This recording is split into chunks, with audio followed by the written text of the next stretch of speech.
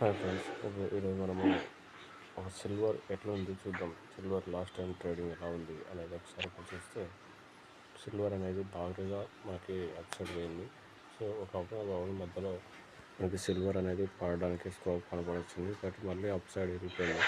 కాబట్టి ఈసారి ఒకసారి డౌన్ అయిందంటే ఎవరి వల్ల ఆపడం కష్టం. కాబట్టి జాగ్రత్తగా ఉండండి. సిల్వర్లో ఇన్వెస్ట్మెంట్ చేసేవాళ్ళు ఫ్రెష్గా అయితే మాత్రం ఇన్వెస్ట్మెంట్ చేయొద్దు.